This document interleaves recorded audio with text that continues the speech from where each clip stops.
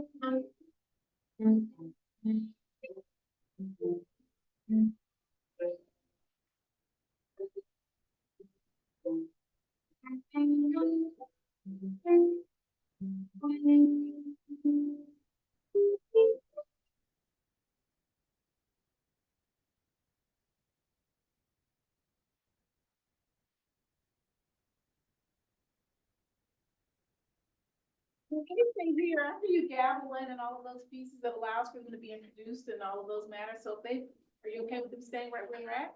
It is 6:31, so we are back in the meeting, and absolutely, Dr. Anderson.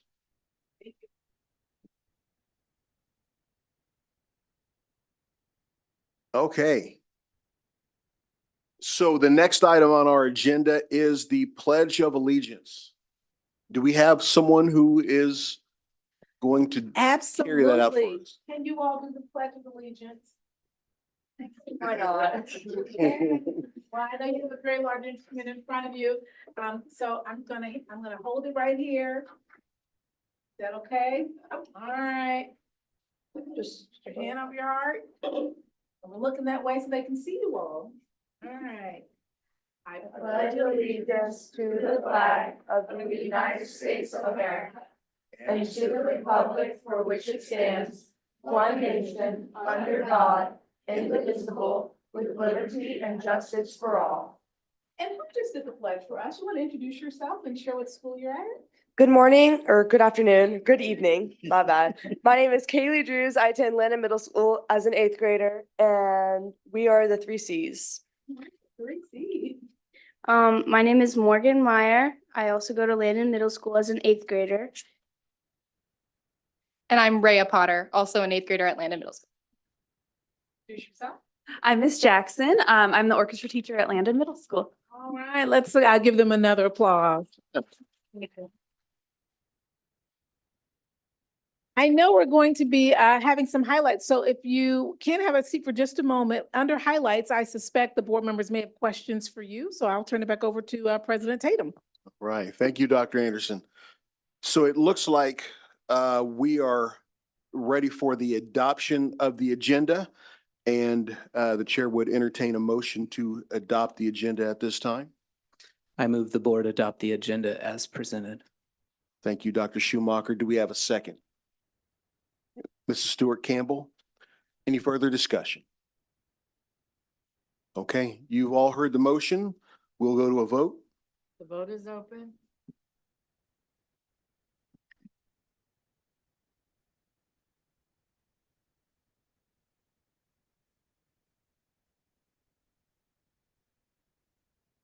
Dr. Bonebrake, got it. Thank you. All votes are in and the motion carries unanimous. All right, thank you so much.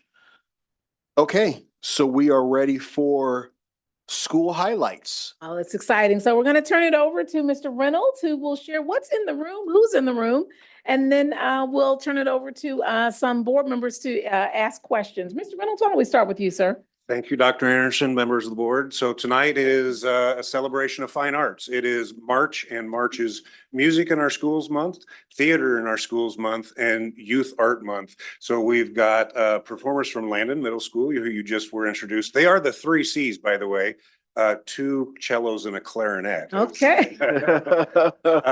They rehearse outside of their normal class time, so this is an extra event that they do together. We also have on display this evening art from throughout the district.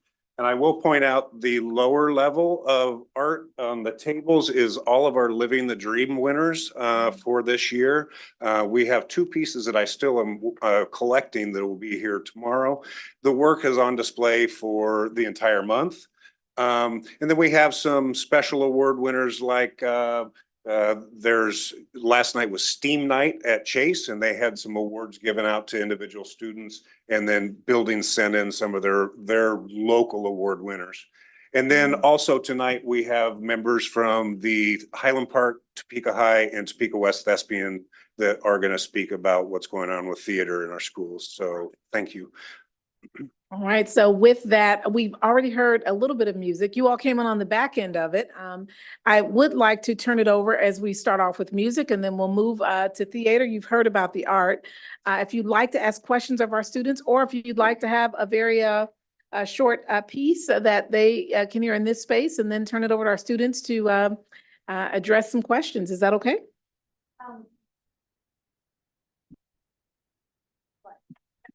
This is from the movie Tank, which is your constant.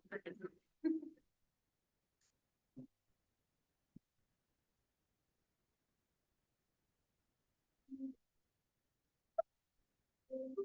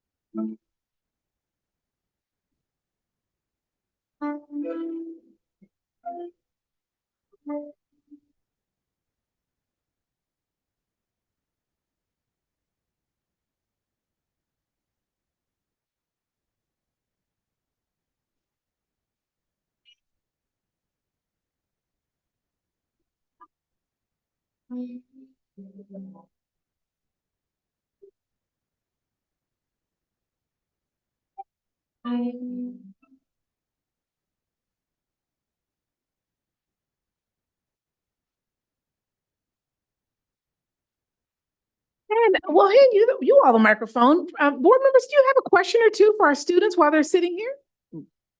Board members? Mrs. Bowley?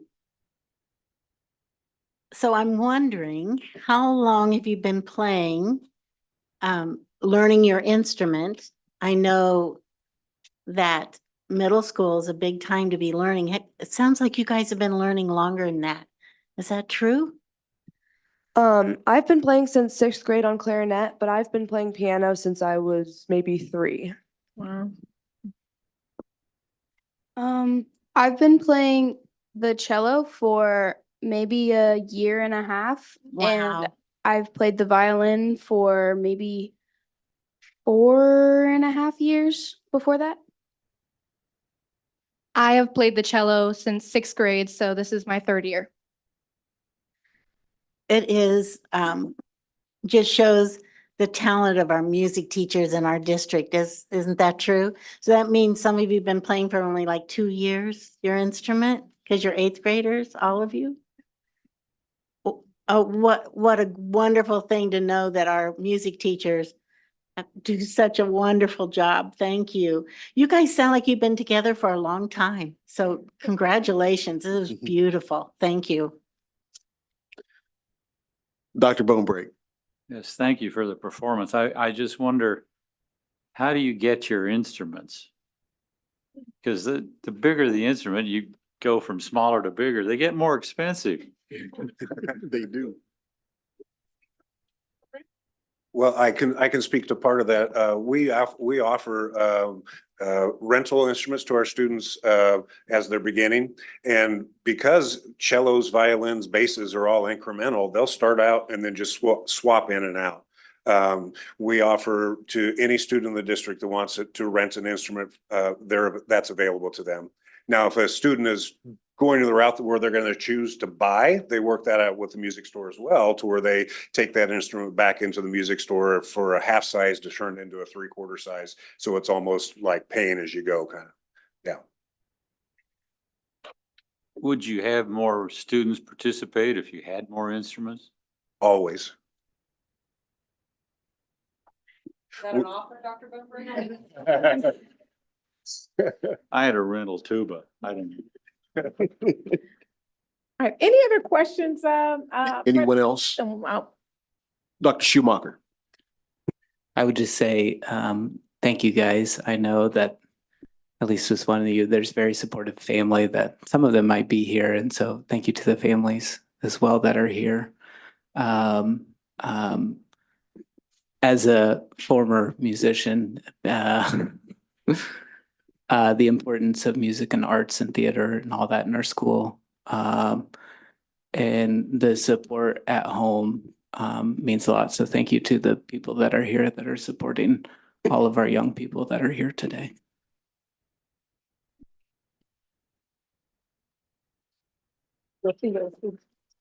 Thank you. And I think we're going to transition to having the theater people come up because they had a very exciting day on Tuesday that they're going to share a little bit of time. In addition to it being our district recognition, they participated with leaders throughout the state at the Capitol on Tuesday that they're going to share a little bit about. Wow. All right.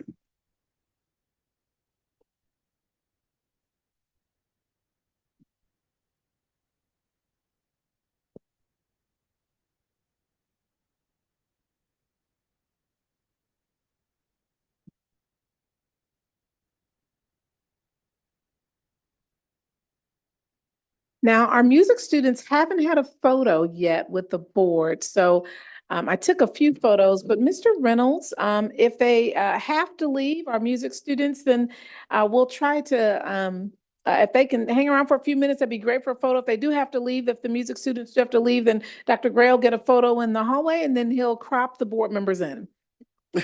We have done that. All right, we're going to turn it over to our theater students. Go right on ahead, sir. Introduce yourself and we'll leave it to you.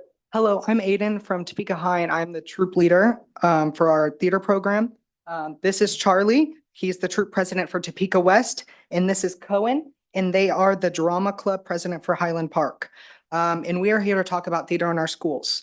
So one of the main theater things for Kansas is our Kansas Thespian Festival.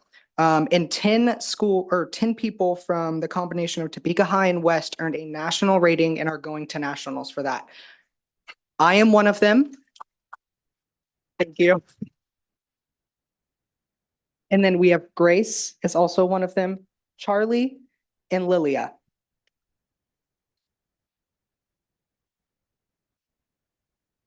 And then also a student from Topeka West earned a perfect score and was able to perform with, I believe it was around 10 other acts in the final show at KTF, which is a really big deal. Both Topeka West and Topeka High are gold honor troops. So it means that they've put a lot of work into making a portfolio to show off at KTF. And there's thousands of students that come to Kansas Thespian Festival, and this year was the biggest turnout we've had in a while. And I'll pass it over to Charlie. Hi, I just want to boast a little bit about what we did 2 days ago.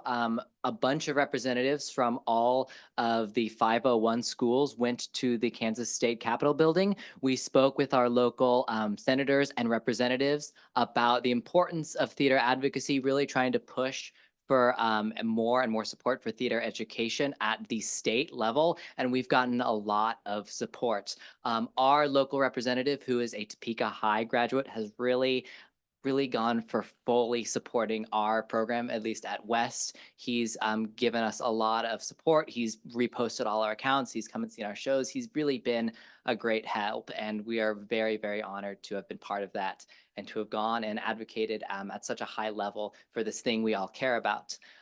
We're also proud to say that both Topeka West and Topeka High have in 2022 and 2023 won the Outstanding Troop Award as well as the Outstanding Theater Advocacy Award, both of which are awards that only go to 4 schools a year, which is something that we're really, really proud about. It's incredible. We've done a lot to push these programs in our community, to support them at the school level and at the district level. And dare I say that we've done so much work, and it means a lot to us, and we're so proud of all that we have reaped.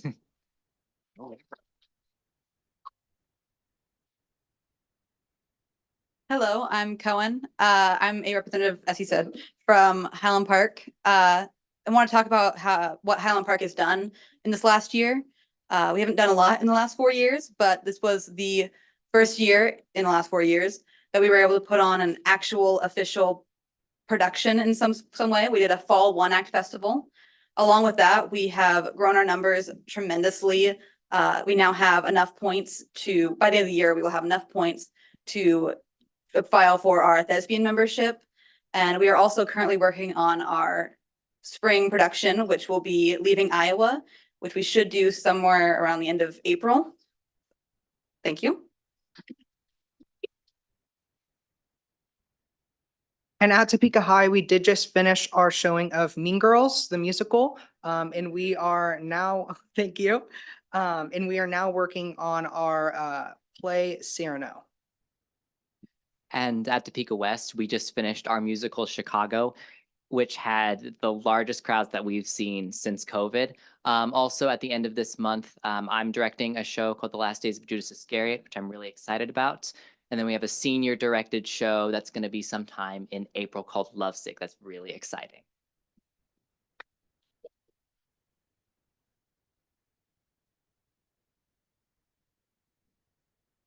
Any questions for our young people before we congratulate them again with a certificate and then have our photo?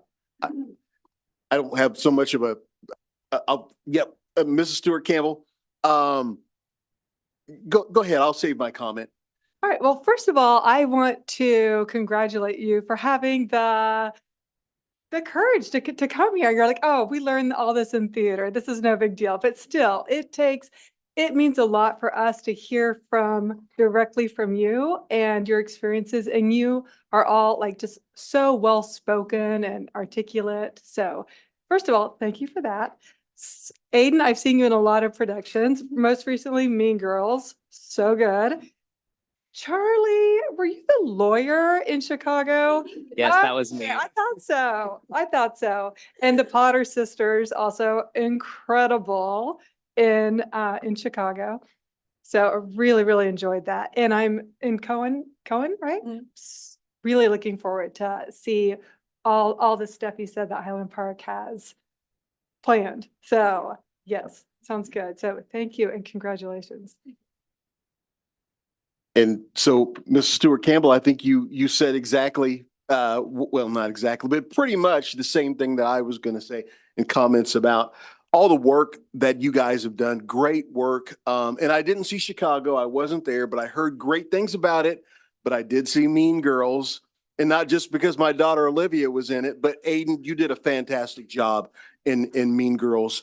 So you guys are all doing tremendous things. And the work that's being done to kind of shine a spotlight on the theater work and just to get more focus and attention on it is incredible. You guys are doing the right things.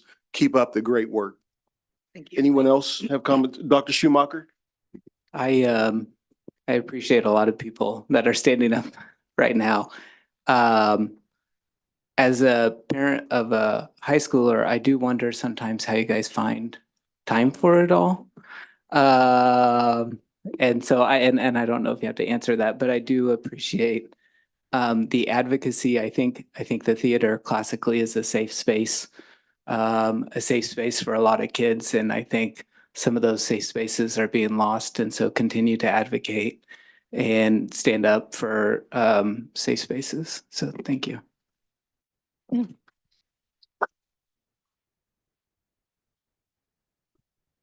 All right, I'm going to ask Mr. Reynolds, is there any other comment you'd like to make? I do see educators in the audience for our theater students. And can you kind of come a little forward so they can see who you all are and introduce yourself? These things don't just happen. They take great teachers to make them happen. Can you? Hi, I'm Katie Murphy. I'm the assistant theater teacher at Topeka West and the troop director of Troop 3061. Hi, I'm Karen McCormick. I'm the theater teacher at Highland Park. Yeah.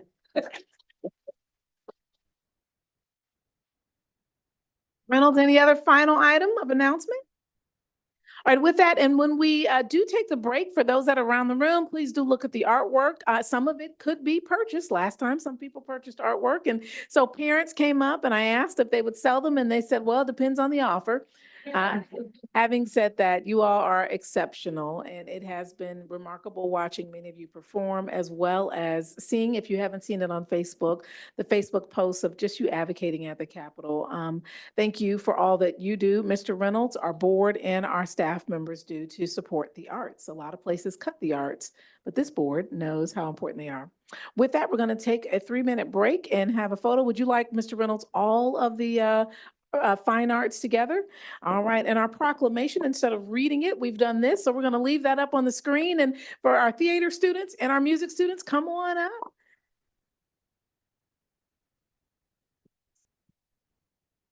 Proclamation.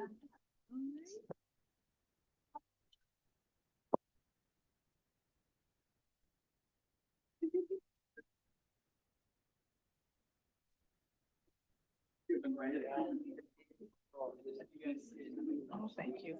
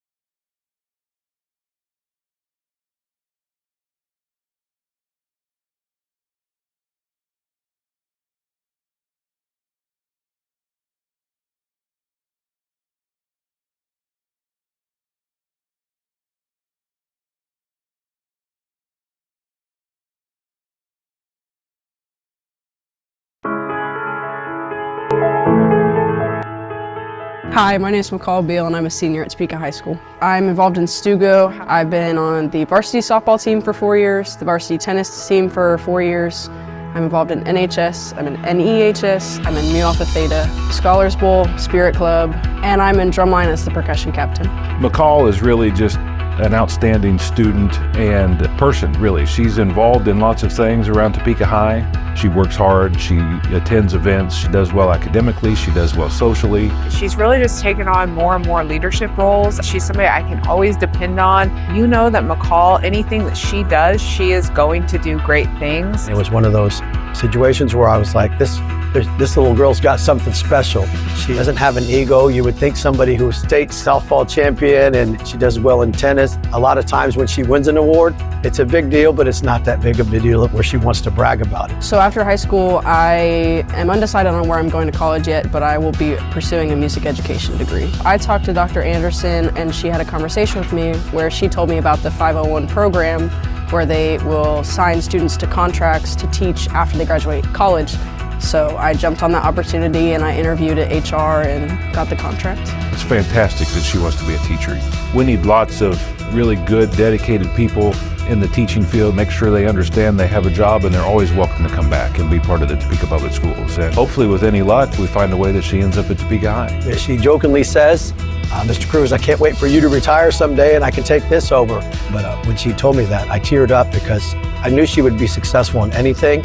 But when she wanted to go into music ed, it's awesome for her to be such a young lady and a young student and have that in mindset to come back and give back to her community. I would be really excited to be McCall's colleague instead of just her teacher. She's shown a maturity about her from the minute I got to know her as a ninth grader that I think she will carry through into whatever career field she chooses, but it would be really interesting to be able to call her Miss Beal instead of McCall. Music is universal language. It brings people of all backgrounds together. Everybody I love goes to Topeka High. I've gained so many relationships with students and teachers. It's a great place to be.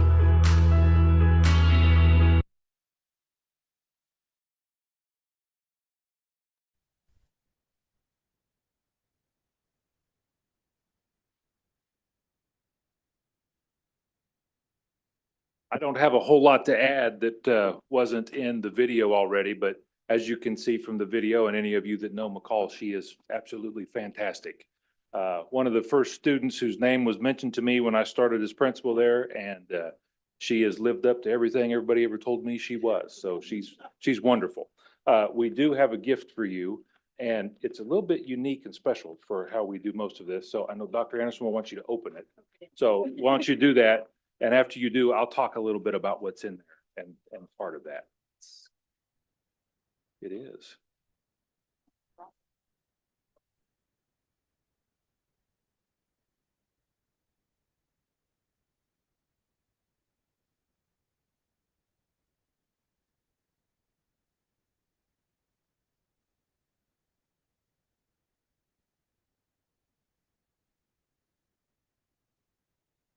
So that one is one of our favorite pictures of Topeka High. And if you look on the back, Oh my goodness. many of your favorite teachers have written notes to you on there. Most of them related to hoping you come back and are one of their colleagues at some point in time here in the next few years for you to have. And then in the bottom of your bag, there's more.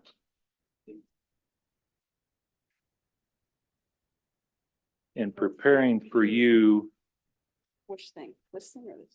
that thing, yeah, that's just a card for me. That's not that big a deal. Oh. Your first Topeka High staff t-shirt. Well, when you come to play. I really appreciate that. Thanks. There you go. So much. We did think you probably ought to wait till school's out before you Yeah. wear that. We know board members will have questions, so we're gonna turn it over to our board president. I have a comment and a few questions. McCall, congratulations. You're obviously doing some amazing work.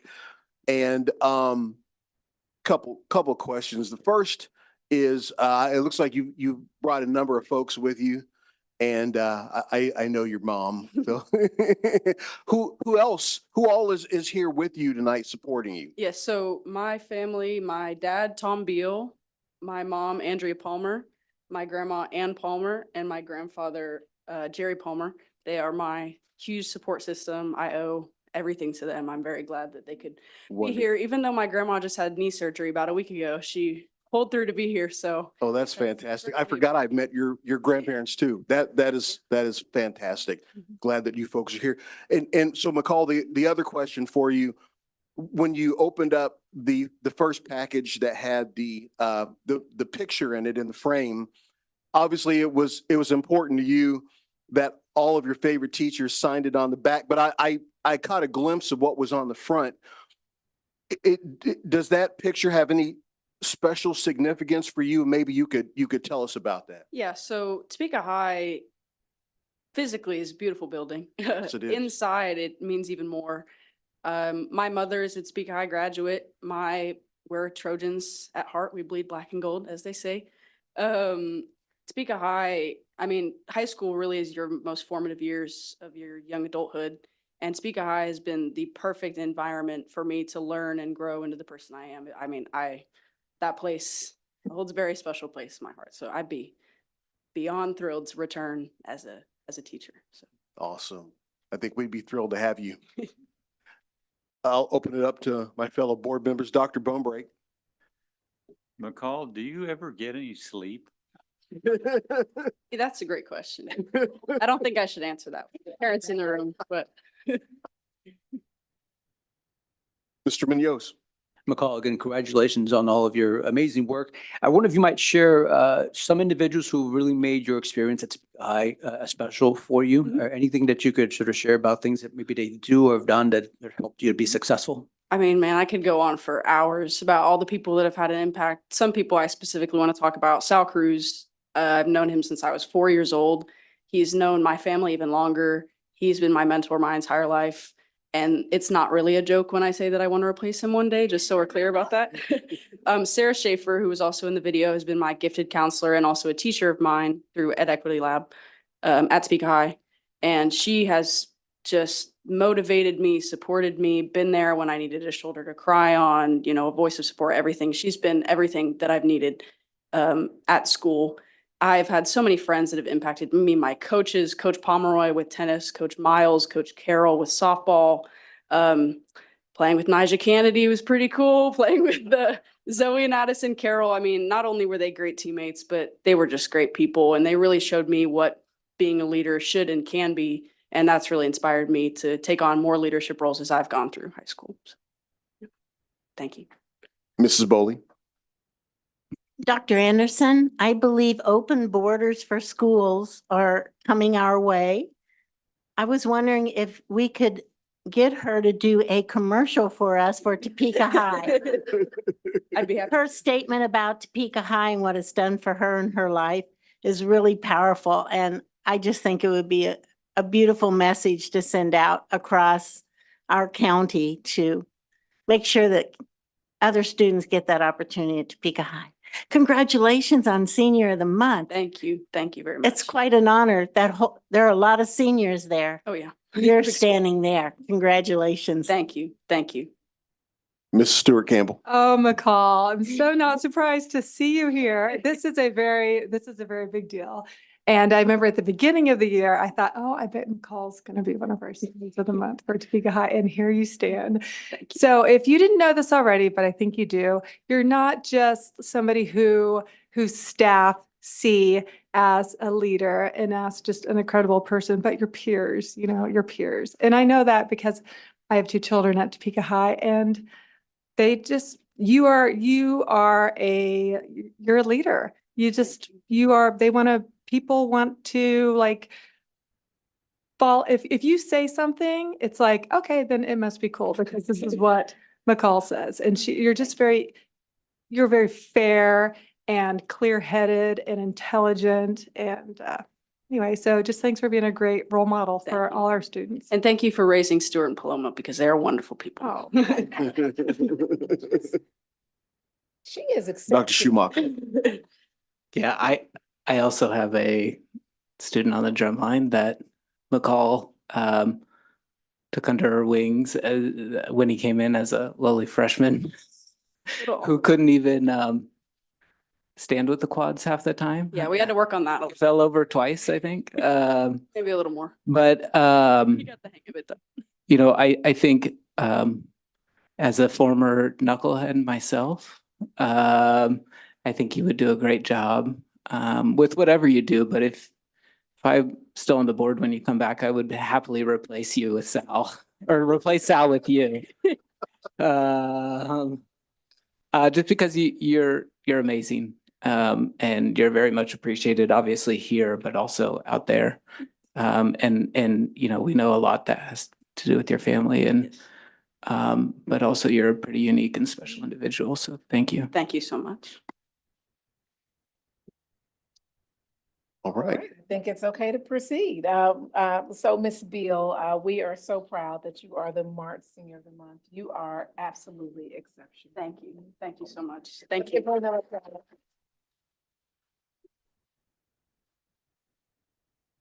All right, and as she collects her gifts and all of those items, we have 2 more highlights, and then McCall, if you can stay around for a little bit, we're gonna, in about 4 minutes, take a break so that we can take photos with the final highlights. We are also particularly excited that McCall is on Superintendent's advisory at Topeka High. So she is making recommendations on all the things at Topeka High. She's just an amazing young woman. Yeah, you all can't see this in the audience in the on YouTube, but she's hugging every family member and acknowledging them and acknowledging other young people. She is a person of exceptional character, and you're going to be an awesome teacher. So we are excited that she already has her contract, and 4 years from now, you'll be seeing her in the classroom. As we move on, we are excited to, let me see if Miss Yankee is here to introduce one of the most positive people that you want to meet. Miss Yankee, want to come up and introduce Miss Workman, who just flew back a day or two ago. So I'll turn it over to you, Mrs. Yankee. I might want to say now that I had no idea this was coming, and so I'm not prepared. But Amber Workman, come here.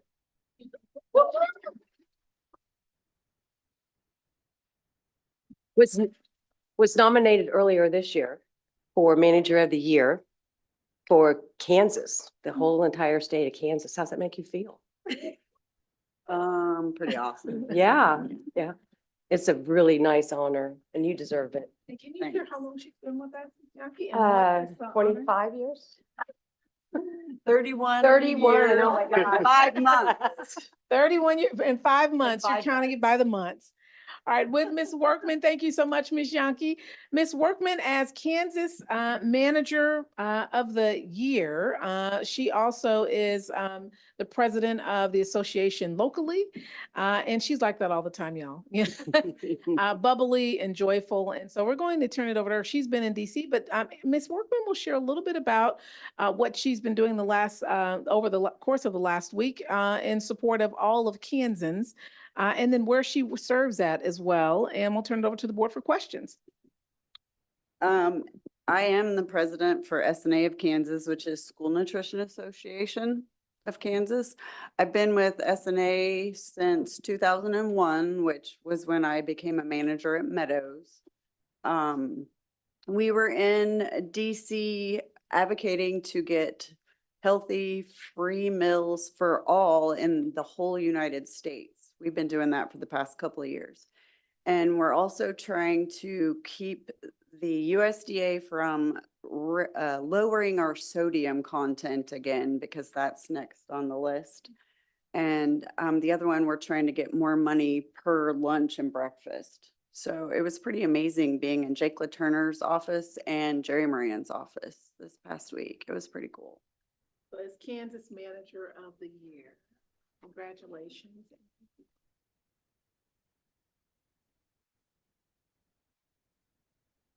Any questions from our board members for Ms. Workman? Ms. Workman, you and I met recently, few weeks ago, at Jardine Elementary. You don't, we did really meet. I was with Miss Jonke and they were kind of showing me around, and anyway, at any rate, you had a very magnetic personality. I saw that you were interacting with the kids and with your coworkers, and it was just a ray of sunshine. So even when people may notice you and you don't notice them, obviously you are having an impact on the people who are in your environment. So congratulations and keep up the great work. Thank you. You bet. Board members, any questions, comments from any of you? Mrs. Bowley. So how likely will we get a raise for our food prices that are coming up? How likely will we get that change in food prices from the FDA? Not very likely. Sorry. Yes. I want to thank you for representing our district and our state, and congratulations on such an honor. Nice job. That's a lot of hard work, 31 years of work, and you finally got that pat on the back. Look at that, girl. Look at that. Thank you for doing that for us and helping to feed our children in the district. It is so needed for so many, and we appreciate that. Thank you. Yeah. Dr. Schubacher. I was trying to think how long I've had a kid at Meadows. that you've been feeding, but it's been a long time, and my last one just has 2 more years. And so, and I don't know if the board knows, but I've noticed that I Believe video. You're the only food service worker, I believe, that's in that I Believe video, where Tony is talking to you, and I think that speaks to, so that video, you know, there's a lot of educators and that kind of stuff, but the impact that you have every day, multiple times a day, and I know that it's appreciated in the small circle, but also the bigger circle. So thank you.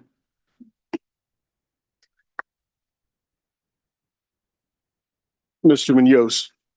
Just very quick, just again, congratulations. You know, teaching our students is a tough, tough job. But right under that, feeding students, anyone who's a parent who has to feed their kids, that's a really hard job to do. And to do it in a way where it is healthy, it sustains them so that their learning is a tough job. I'm so proud that you're here with us, and for 31 years. There's very few individuals you hear nowadays who are dedicated to one goal, which is making sure our students are well fed and that they're learning and they're successful. So thank you very much. Thank you.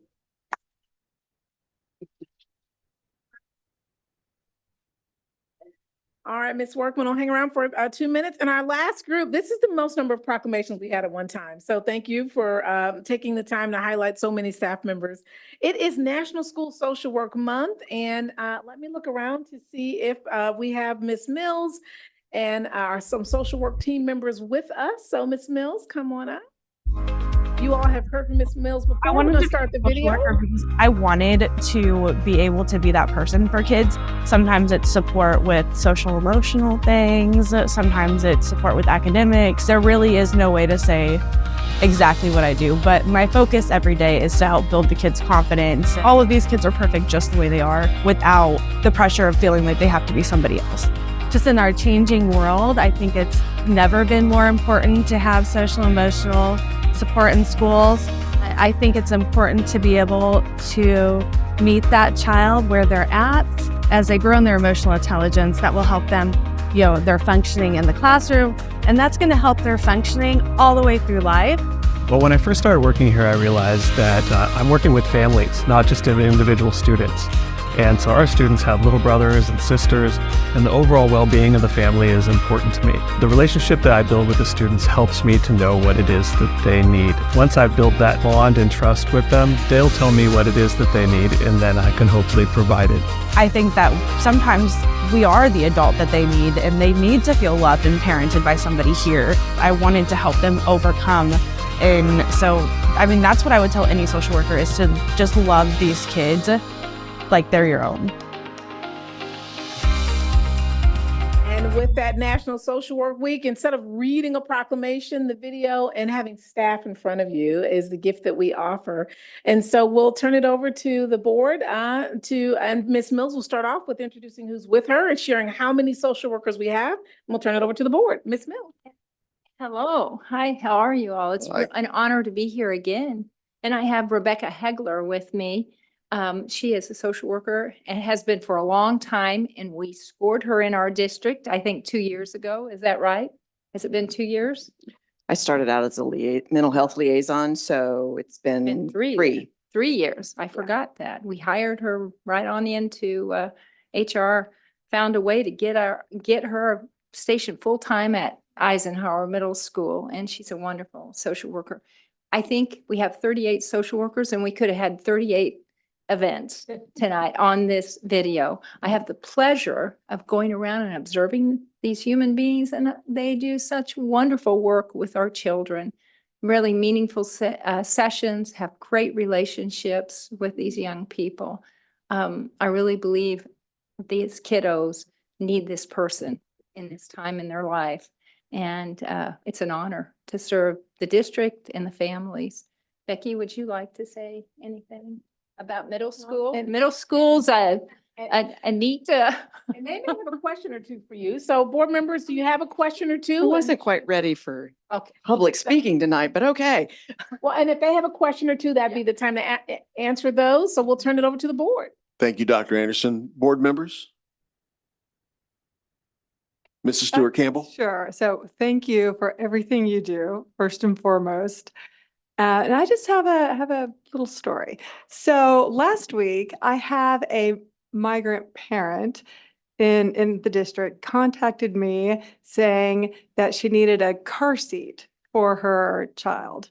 And for her 3-year-old, she didn't know how to install it, didn't know where to get one. So I contacted our social work team who hooked them up with a woman at Stormont Vale, and then they got an interpreter, and then the next thing you know, both the mom and the Stormont Vale nurse contacted me to say everything's great. They've got the car seat installed.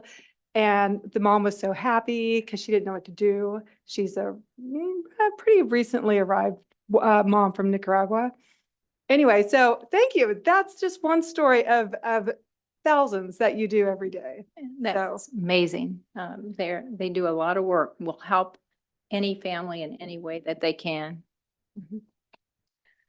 We want to thank not only our social work team of 38 people, but Miss Mills, who's been with us for many years. And she's an extraordinary woman in so many ways in all that we do. The MHIT, just so you know, that is a grant through Dr. Grimes, the Mental Health Intervention Grant. So when she said she started off in MHIT, that's a grant that gives us more social emotional support. And from there, it's clearly where we've gotten her and some other staff. And so we're excited about the continued partnership, but most importantly, thank you and all of our social workers for all that you do. Let's give them another warm olive.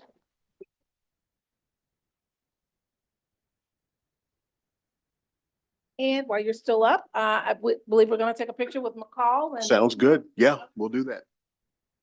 so McCall, you want to come on up? You want to bring your whole family up with you? Hey, so wait a minute. No, you're me.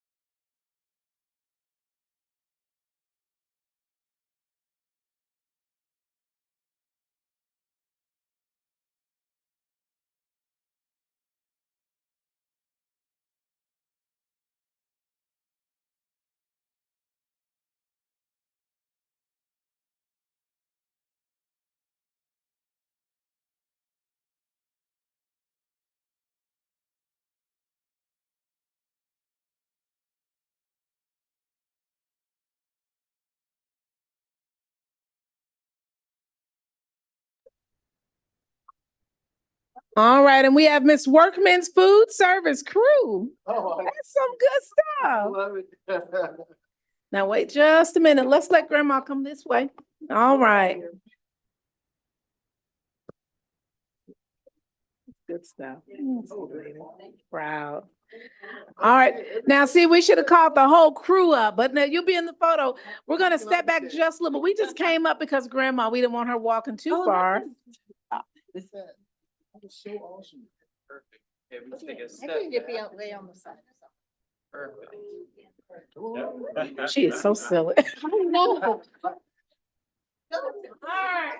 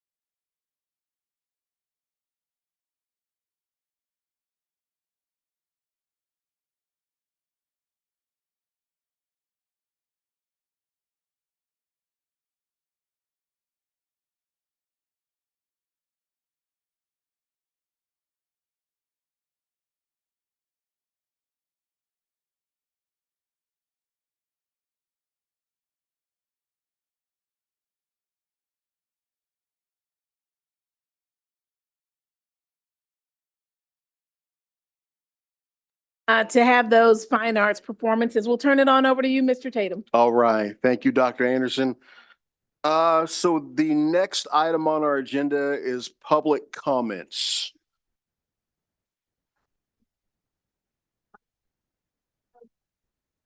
Did not show up, Okay, and that's Ms. Cleveland. okay, And then Barbara Wright didn't have enough time to wait, so she left. okay. Are you calling up someone, Ms. Lee? So then that means there are three. Correct. Okay, and they are numbered, so I'll just call them in numerical order. The first person to address the board this evening is Miss Angie Stupka. Okay, so Miss Stupka, I'm sorry if I'm mispronouncing your name. Stupka. Thank you. Please come forward and state your name and address for the record. You have 3 minutes to address the board. We ask that your remarks to the board be respectful. If you should have a complaint against a specific employee, we ask that you submit your written complaint to the superintendent. If the complaint is against the superintendent, please address your written complaint to either me as board president or to the clerk of the board. Thank you. My name is Angie Bowley Jack Stupka. I live at 6107 Southwest 107th, Wakarusa, Kansas. And if I go over 3 minutes, is that a huge deal if I'm being respectful and all that? It's okay. We'll cross that bridge when we Okay. come to it. Thank you. Okay. First, I wanted to thank Mrs. Stewart Campbell for encouraging me to speak tonight. And as I was sitting in my chair, I noticed our mission statement up here, and I feel like what I'm about to say is going to fit in perfectly with that. And so I was excited to see that. I'm a 5th grade teacher at Whitson Elementary. This is my 24th year with the district, and I'm also a product of Topeka 501. I attended 501 schools, kindergarten through 12th grade. As a child in Topeka Public Schools, I went on the field trips provided by our district through our former outdoor environmental education program. My lifelong love of history actually began in the 3rd grade with the Topeka Tour field trip, where we toured the Capitol Building, the Kansas Judicial Building, and then not only toured Wardmead Park, but we also spent a half day in an original one-room schoolhouse that was built in 1880. The history envelops you and transports you right back in time the moment you step through the door. During my 6th grade year, I went with my class on the overnight field trip to Camp Q2 at Lake Perry. We put up our own tents. We went on day hikes and a night hike, helped to prepare our breakfast by using a big pot that was hanging over a fire in a rock fireplace. We brushed our teeth at the water pump, made s'mores, and sang songs around a campfire. We worked with our classmates to complete challenge courses and delighted in being in the outdoors while we were learning our science lessons. In 1st grade, students explored the woods and got their hands dirty, conducting a stream investigation. Each year, there was a special field trip that would be the highlight for the students and the teachers. Teachers used those experiences to further students' understanding and then could reference them throughout the year when teaching their lessons. These were true hands-on experiences that just cannot be replicated in the regular classroom. When I began my teaching career many moons ago, these field trips were still offered by our district. They were some of my most favorite moments as a student, and as Ms. Bowley and I both know, these were experiences that became some of our favorite moments to share with our students, engaging and inspiring them in learning environments outside of the classroom. Picture your child or your grandchild so excited about boarding a bus with their classmates to go on an outdoor adventure to explore the wonders of nature in the woods. Or get dressed up as a pioneer child and spend the day learning 1800s style and walking into a cabin and seeing for themselves what it must have been like to live as a frontiersman. They got to see that firsthand. It's different than looking at pictures online or in a book. Students are always surprised and impressed by what they see.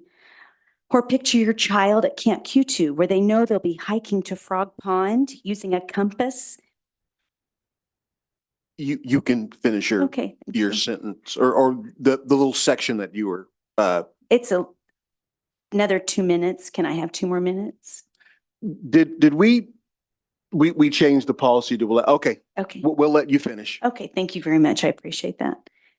Picture your child at Camp Q2 where they know they'll be hiking to Frog Pond, using a compass to find their way, walking with their classmates to get the entire group over a tall wall, using nothing but a bit of brawn and a lot of ingenuity. Your child would come home more exhausted and more happy than they truly thought possible. In the early 2000s, the outdoor environmental education program was cut. The funds were redirected. For several decades, these amazing field trips helped to set our district apart. We were unique in that we offered experiences for our students like no other district. We utilized resources around Topeka and the Camp Q2 location. Some were available to 501 for little or no cost to the district. I believe it is time to bring back these treasured learning experiences to our students. For several years after the program was discontinued, with the help of the former outdoor ed staff led by Ms. Brendan McMurphy, the teachers at Whitson continued to take the fifth graders on the field trip to Camp Q2. One year it rained on us nearly the entire time, but when I run into those students now, that's all they can remember from fifth grade, and it's all they talk about, how much fun they had and how we talked about the water cycle, what was pouring rain outside the cabin window. How we got so muddy going on the hikes and the occasional trek up the hill to use the outhouse, and it was awesome. In addition, I have also helped to lead groups on the Ward Mead field trip, teaching students through a very immersive experience about the courageous people who founded Topeka. My proposal is to bring back the outdoor environmental education program that once again can be offered equally to grade school students across our district. Not only are these field trips designed to target the standards at that particular grade level, they also inspire love of science, nature, exploration, history, conservation, problem solving, and continue to challenge students to learn to work as a team, giving the students a 501 experiences they may likely never have without this program. I believe it can be designed to fit a budget that works for the district and is meaningful to the students as well. I believe we can be creative in how this is brought back. For example, it could be a halftime program with just a few staff that could service a limited number of grade levels, yet equally across all schools. I would love the opportunity to discuss this in more detail. Thank you so Okay. much. Can I leave just a few pictures I brought? Can I just set them somewhere? Okay, thank you. That's acceptable, yes.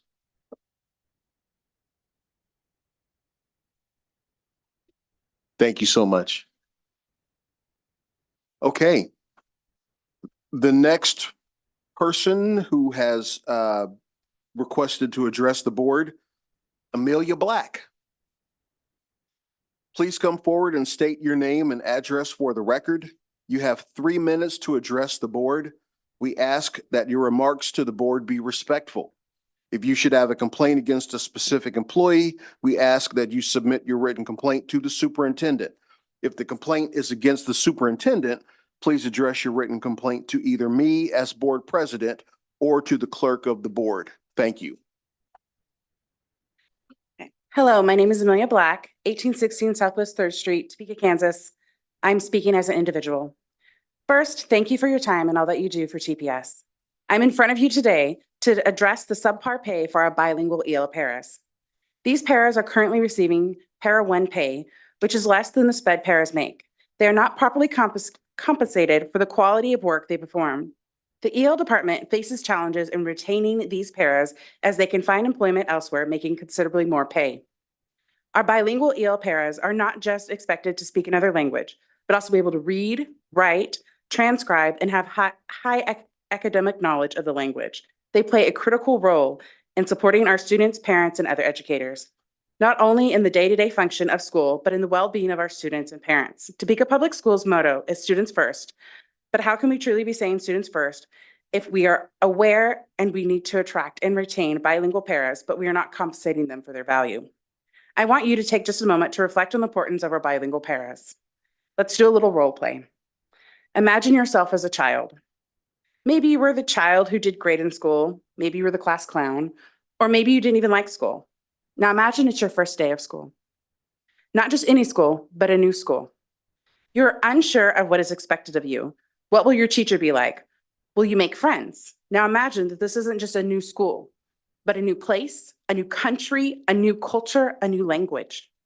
The first thing that you do is look for a friendly face, but you can't communicate with anyone. There's no one there that can speak to you. How utterly terrifying that would be. What if you're the parent? There is no one there that speaks your language or can speak to your child. not because there aren't people in the area, but because the school district doesn't want to pay to retain bilingual EL paras. What if you're here seeking asylum? We emphasize the value of education and cultural identity, yet we choose to not invest in those who help to facilitate biliteracy. What a contradiction we are. When we have an elementary school that has a biliterate pathway, but we neglect to provide equitable compensation for those that are biliterate. We value those children's education enough to get teachers from other countries, but yet the first group of Scott dual language children are entering the workforce, and you are choosing not to properly value the very education that you provided for them. I implore you to reconsider how we value the contributions of our bilingual EL paras. We need to align our actions with the principles we advocate for. Let's demonstrate our commitment to equity and inclusivity by valuing these essential work of these paras. Thank you for your time. Thank you, Ms. Black. Okay, the next person who has requested to address the board, Allison Snell. Please come forward and state your name and address for the board. You have 3 minutes to address the board. We ask that your remarks to the board be respectful. If you should have a complaint against a specific employee, we ask that you submit your written complaint to the superintendent. If the complaint is against the superintendent, please address your written complaint to either me as board president or to the clerk of the board. Thank you. You may begin. Okay. I'm Allison Snell, 2331 SW Topeka Boulevard, Topeka, Kansas, 66611. Okay. Ladies and gentlemen of the board, the past few years and this year, some 501 EL sites have had and currently have vacant bilingual EL para positions. The current provided pay is not attracting qualified bilingual applicants. In situations where a bilingual para has not been employed, sometimes EL department staff can be arranged to cover parent-teacher conferences or other prearranged meetings, but this is not always the case. Since Topeka has many Spanish-speaking families and students, sometimes students may be asked to interpret in a pinch. However, this should not happen.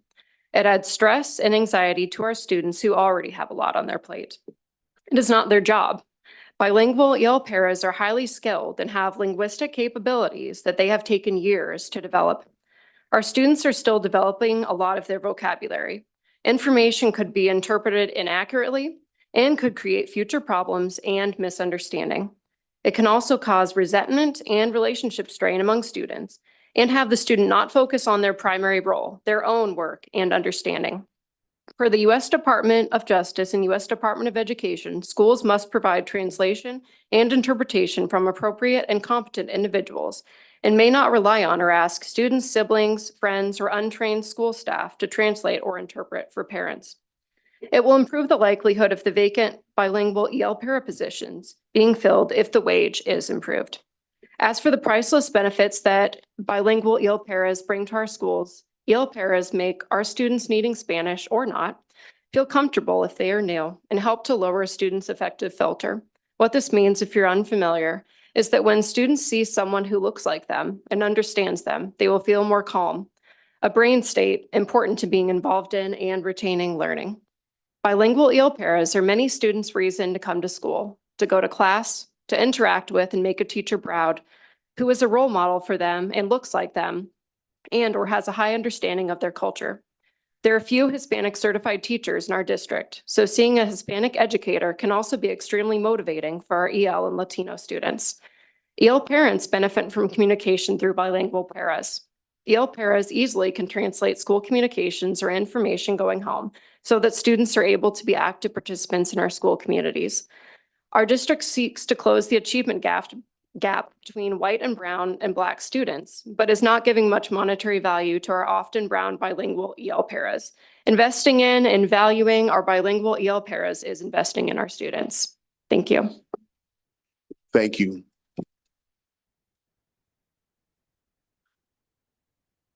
All right. The next item on our agenda is business by consent. Do we have a motion to adopt the business by consent? I move the board approve the items of business by consent with the exception of item 16.1 at the request of Mr. Tatum to allow him to recuse himself from the vote to avoid any possible conflict of interest as presented, and authorize the board president or superintendent to sign the special project and purchasing contracts for and on behalf of the board. All right. Do we have a second for that motion? Mrs. Stewart Campbell? Any further discussion? Mrs. Bowley? I noticed that our elementary, high school, and middle school received money for instruments. And I noticed that the money was spent on middle school and high school, but I didn't see any, Mr. Reynolds, perfect, any elementary schools there. So I was wondering why that was so. Thank you for the question. In the comment section, it lists by age level how the money is divided. The elementary stuff was under the $20,000 bid requirement. So that money was already spent and is already delivered to most of the buildings already. Okay, that makes sense. Thank you. Yes, thank you. And then I had a question, I think, for Mrs. Wallace. The character strong, it goes from pre-K through high school, has different tiers. I was wondering how appropriate it is for our alternative high schools. It is focused on character education and social emotional learning. One of the benefits of the program is that it offers a tier 1 resource for classroom teachers to implement, but then also tier 2 and tier 3 for those students who may struggle. It provides counselors with a resource that is aligned to what they're doing in the classrooms. And then it also offers some opportunity for our special education teachers and our behavior-based classroom teachers to provide a tier 3 support. Great, thank you so much. That's my last question. Thank you. I also had a comment for maybe a bit of a question too. For Mrs. Wallace, I believe. The trip abroad to France. I read over that item and thought that was a fantastic opportunity for students. Sounds like it's something that originated at Highland Park, but students at the other high schools had the opportunity to go. Can you speak a little bit about how this came to develop and to form in existence? Yes, so the French teacher at Highland Park High School was proposing or requesting permission to plan the trip. Based on policy, we need your approval to start planning that opportunity, but want to expand that opportunity to the French students at Topeka High and Topeka West as well. Okay, thank you. Wonderful opportunity. Okay, Mr. Munoz. Just one more question. I just wanted to know if I could get an update on Highland Park's gym floor. I know there was an issue there. I just want to make sure I'm aware of what's going on there.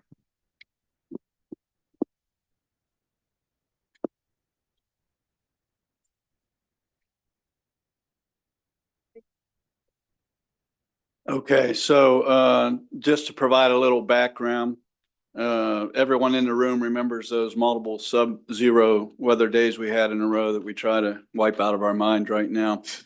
During that time, in one of the locker rooms, the men's locker room at Highland Park, there was a maintenance closet, and there was a faulty thermostat that we didn't know at the time, so it wasn't keeping the heat in that room.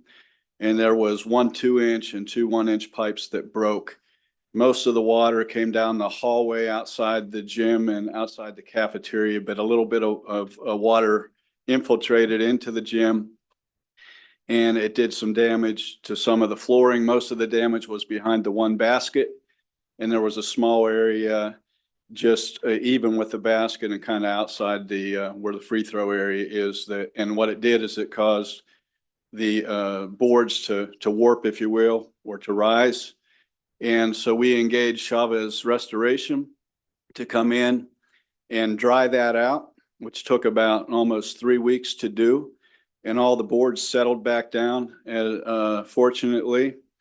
And then we had Acme Floor Company come in and they refastened all of that wood to make it a playable surface.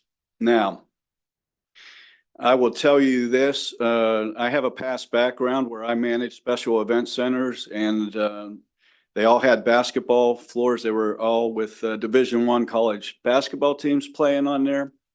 And so I have a lot of experience working with basketball coaches.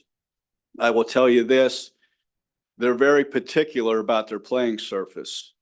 And so even though you could deem that that was a playable surface, the current coach at Highland Park did not feel like when he dribbled the ball down in that area where the damage was, that it was consistent with the remainder of the floor. And so they opted not to play there. So the solution now is that we will look at that damaged section of floor to basically pull it all the way up and to put new flooring down in place. That's a very time-consuming process. We did something similar at Topeka West several years ago. And so the plan would be to do that work over the summer months. And then we will sand the entire surface down and reseal the entire floor. And that'll give them a good playing surface again. Well, thank you very much. I appreciate it. We're certainly proud of obviously the success that Highland Park and all our teams have, and making sure they have a place that they're proud of and that functions for them is important. So thank you. Okay, thank you.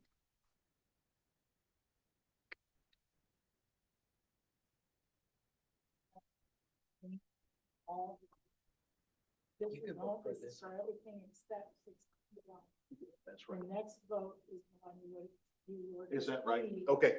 So you can I'll vote. change it then. Thank you. Choose. I will change it. Great. Okay, thank you.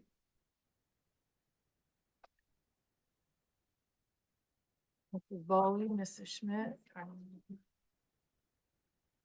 Thank you. All votes are in. And the motion carries unanimously.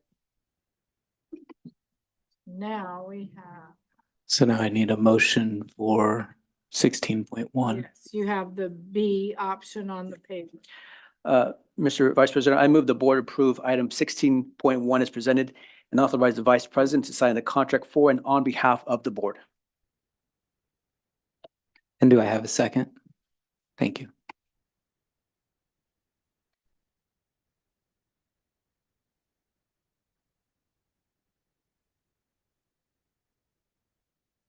Okay, the vote is open.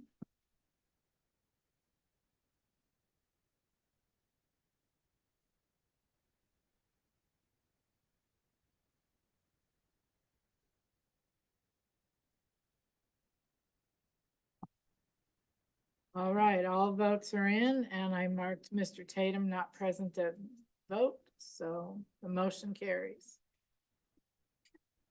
And Dr. Anderson, I think Mr. Tatum's going to take a couple minutes before he comes back. So if we want to go into superintendent report. Yes, I was, you know what, blame it on Miss McMurphy back here. We were just chatting. Oh, my goodness. All right, so with that, and I will say, as we were talking about the basketball, on Saturday, assuming that Highland Park wins this evening, I think the game is going on now, Saturday at 4:00. So for those who want to fill the stands, join me in Emporia at Saturday at 4:00. All right, as we jump on into the agenda, we have our auditors here. We know how patient they have been. We thank them for that. So we're going to flip this because we as human resource staff and other staff members will be here following the auditors, but we know that the auditors might want to go home and take a nap. So we're going to turn it over to our auditing team and to Mr. Minke to come on up and introduce them as he gets started. As he comes on up, I do want to say for those that spoke, you have received the rest of the comments from our staff member. You have her full comments that she was speaking since she ended a little earlier. Additionally, I've explained to her, which is really why I was talking behind me, that Ms. Wallace will follow up on Friday, and we know next week is spring break. So for those that spoke this evening that didn't get a chance to hear a response, the response will be given in writing in the week to follow, but Ms. Wallace will follow up in that regard. And you're up. All right, Mr. Minke, we'll turn it over to you. Good evening. That time of year again to deliver the annual audit report I have a senior partner here with BT and Co, Miss Karen Lynn. Will walk you through the report to the Board of Education this evening. And then would welcome any questions or comments after she is done. I can tell you that 3 of our Finance Council board members have already seen this portion of our story. So Ms. Lynn will present it to the remaining board members, and we'll put a ribbon and a bow on FY23. All right. Okay, thank you. Good evening. Appreciate a few moments of your meeting this evening to go through the results of the audit. There's 2 documents, the financial statements and then the report to the board. And that's the report to the board is the document that I am going to go through, because that has the results of the audit and those pieces of the audit that are important for you to hear from me. So our responsibility is to perform the audit with the objective of forming an opinion about whether the financial statements are free of material misstatement. So we design our audit with that objective in mind. We were able to issue unmodified opinion, which is the highest form of opinion that can be given to a set of financial statements. And because you spend approximately $55 million in federal money, there are other federal compliance requirements that we need to test from the Single Audit Act, internal control and compliance requirements that are included within that. And we perform that test work along with other state requirements that come from the Kansas Municipal Audit and Accounting Guide.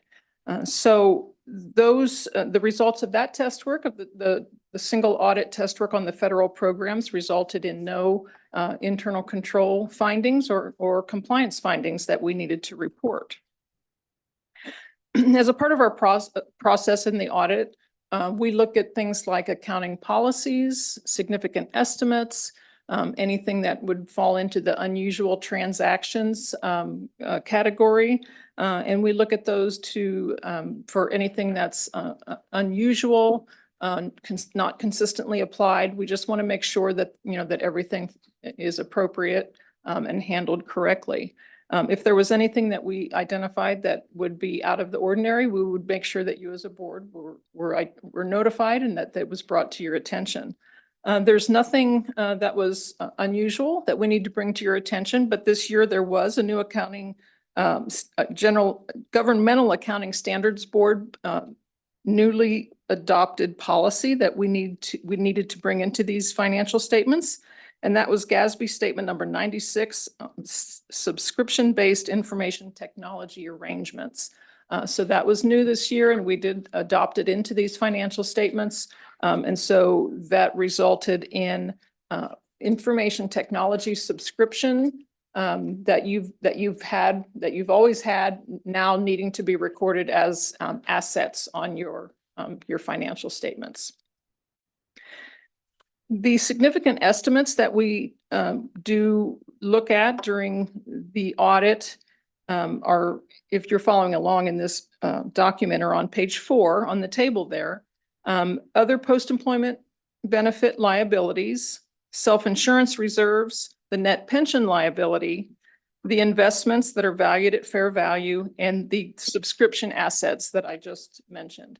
Those are the significant estimates that are included in your financial statements. So we look at the policy, management's estimation process, and then we come to a conclusion whether those amounts are reasonable as they are determined for this financial statements. And we did come to that conclusion. If there were any matters that were problematic during the process, during the entire audit process, of course, we would make sure to bring those to your attention, because those could be indications of more serious issues, and we would want to make sure that you were aware of that. We did not have any issues or any problems during the process. Mr. Menke and his team were very cooperative, had information available to us. The process was very efficient, and we were able to work through the audit very well. And I think it's very important to note that going through an audit with a report that looks like this, a lot of information, with good results, with an unmodified opinion, no compliance findings, no internal control deficiencies isn't, it's a heavy load, and that requires a year-round internal control financial reporting structure that is well managed and is also put in place and functions very well. And I think that is a product of the accounting team that you have.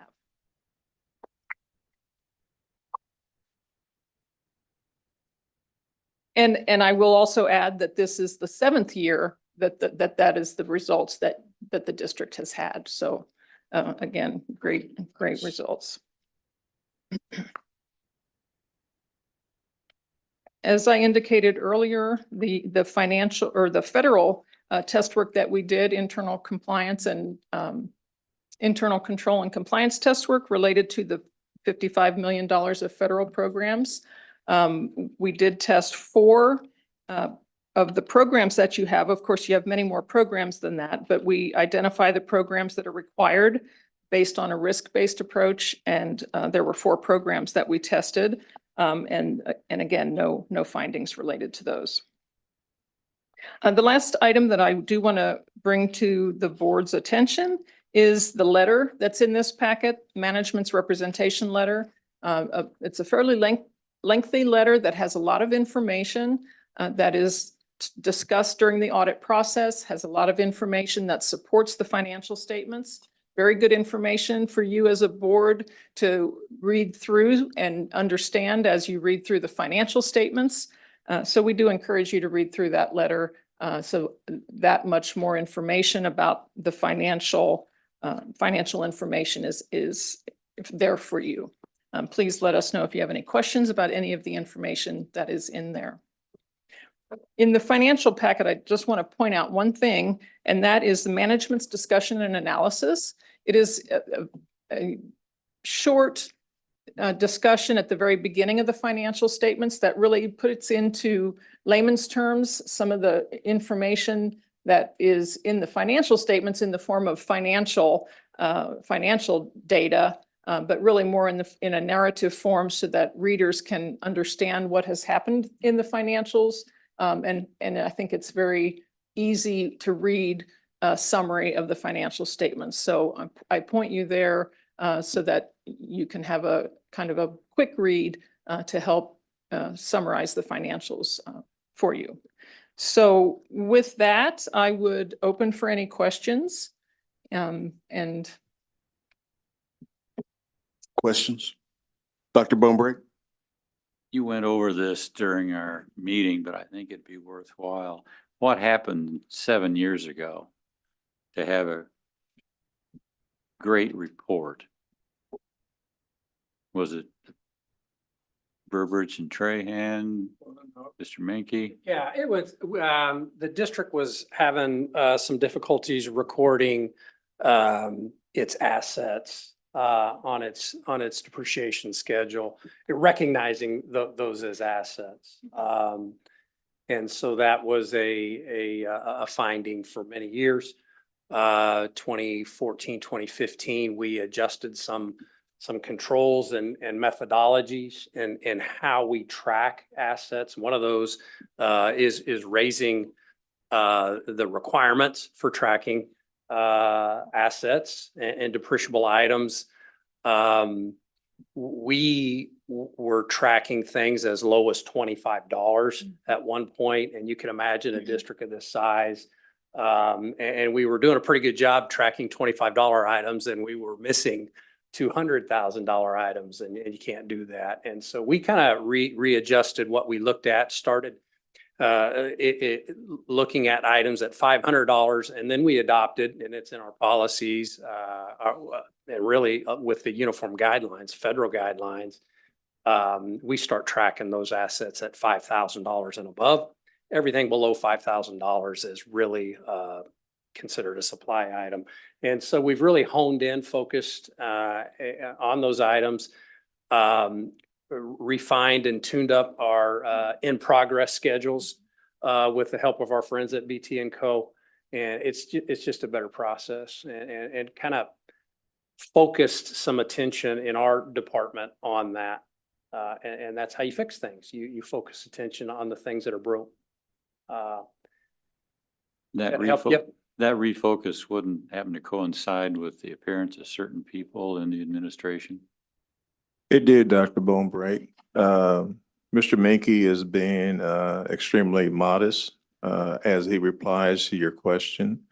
But I can tell you, in looking back, it does coincide with Mr. Minky taking over responsibilities as the at that particular point in time, the General Director of Fiscal Services and now our Chief Financial Officer.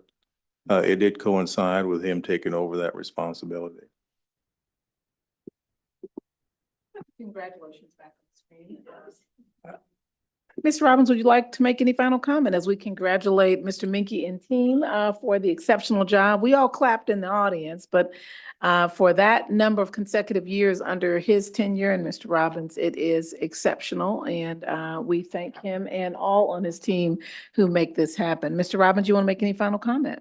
Thank you, Dr. Anderson. I do want to begin by once again congratulating Mr. Minky and the entire finance department, along with Joe Nicoletti, for us having the results that we have had for the past 7 years. I can tell you that when you think of a organization the size of the Topeka Public Schools, the amount of dollars that we handle and manage in this school district, the number of financial transactions that take place on a daily basis, to be able to go through an audit for 7 consecutive years and not have any sort of write-up is, I think, a tremendous accomplishment. And it certainly should give a feeling of comfort, not only to our board, but also to the taxpayers of this district, to know that the dollars are being managed and handled properly and appropriately that are entrusted to us. I certainly can't think of a better note on which to retire and end my career than a financial report that you just heard. And I'm happy that in the twilight of Miss Karen Lynn's career, as she is going to venture off into retirement later on this year, just as I am, there's not a better way to say goodbye than what has just been shared this evening.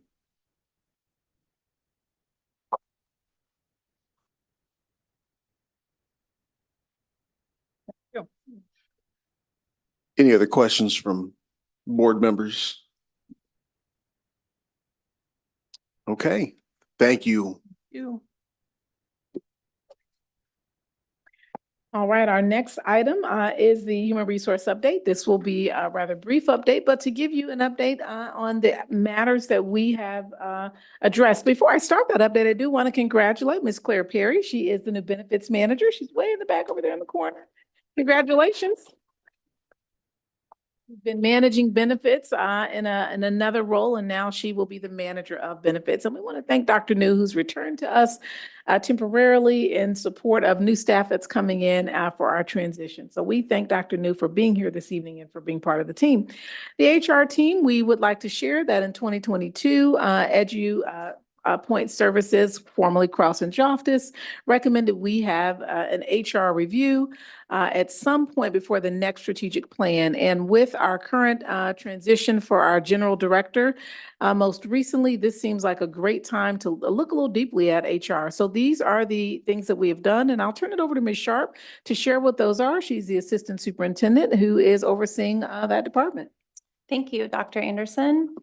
Over the last several weeks, we have had an opportunity really to spend some time together as an HR team and department under Dr. Anderson's guidance to really kind of dig in, do some analyzing of things that we've had in place, and also have the opportunity to learn about what other districts are doing and maybe learn about some things that we could replicate here in TPS.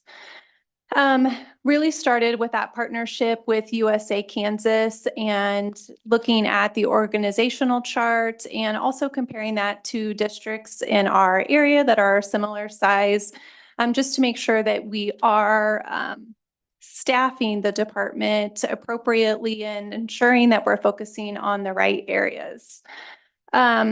As part of the support from USA Kansas, they put together a survey that allowed us to gain feedback from building administrators so that we're hearing from them how they feel like they're being served by the HR department and things for the department to think about in the future as we begin planning and maybe adjusting some systems.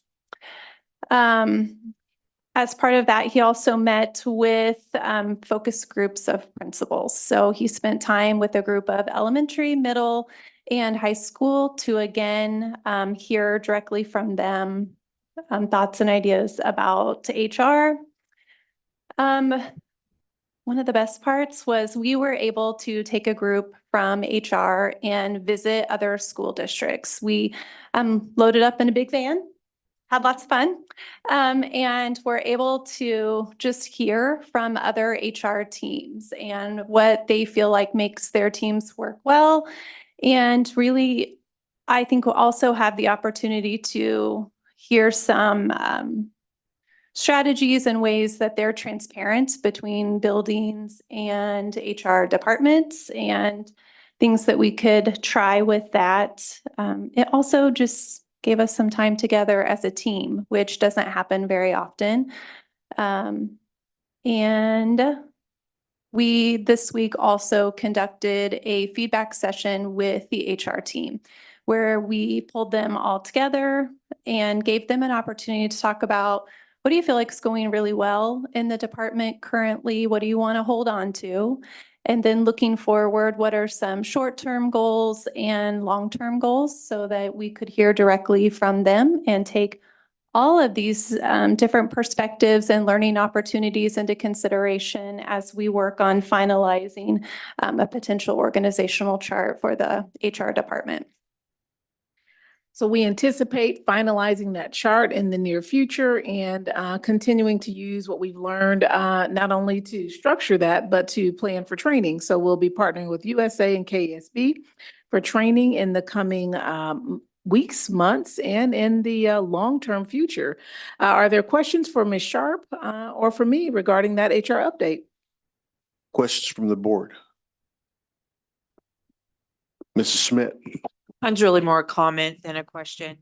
I just want to acknowledge and thank you for recognizing an opportunity to take a look at what we do well and where we might have an opportunity to improve and to include our collective HR department and giving them a voice in that process. So thank you.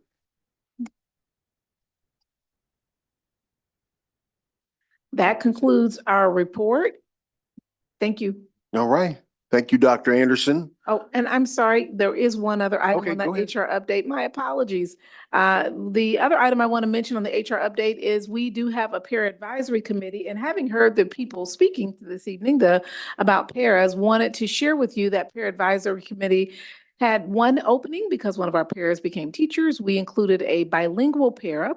Our last meeting this past month, the bilingual para who works at Lowman Hill shared the suggestion of looking at the salary scale. So the minutes have gone out this week. Perhaps the speakers may not have seen all of those minutes, but in that review, Mr. Robbins, who also is on the peer advisory, and I, along with the remaining paras on that advisory, asked for that HR review as an update in terms of the salary scale. So the discussion led to having their own scale as a bilingual para scale. So we normally would meet in April, but instead of meeting in April, we moved that meeting up to March so that we can meet within this budget season. And so we'll be meeting right after spring break to really further explore that topic in terms of EL para salaries. And we thank our EL para at Lowman Hill, our bilingual para who brought that topic up. And should the board want that as further discussion, we certainly can do that, or I can answer questions on that as well. My apologies for forgetting that. That is no problem. Any questions for Dr. Anderson in terms of the new information she just shared? Okay, thank you, Dr. Anderson. Well, okay, are we going to Oh, discuss this or just ask questions? Concluded, there is a work session for you all to discuss the HR update matters. So that's all that I have to share, and I'll turn it back over to you. okay, thank you. So yes, so now we are on the item that is the board member work session. Mrs. Stewart Campbell, did you have a question or comment? Yes. Okay. So it sounds like, so Dr. Anderson, so you're saying that after listening to the Para Advisory Council and the bilingual para, that the HR department is considering the request, which I know has been asked for more than once. So, but after perhaps this individual being on the advisory council, that there's just greater understanding about all of what their special skill set is. One of the things she talked about in the peer advisory, she started with the salary concern itself, but it really led to the discussion. Mr. Robbins, feel free to chime in on this. The request now is its own scale. I think in the past, and even part of her comment was being paid in conjunction with another job category or classification. And that led to the discussion of being paid more, and is there another scale that really fits this particular area? So that became the discussion, and it rose to the level, and any para can send something in bilingual or not, but having that voice there amongst the other paras perhaps also allowed for that voice to be even more pronounced than before, because all 500 paras can send any para a comment from any school. But she came with that item. They had some other items as well that we may talk about this next month, but that is the HR item that I want you to know they will be having conversation about. The peer advisory is intended for their voice to drive the discussion and what we do and what we talk about, as well as what some solutions will be. So I'm excited to hear where this goes from them. Mr. Robbins sits on the peer advisory and I sit on that as well.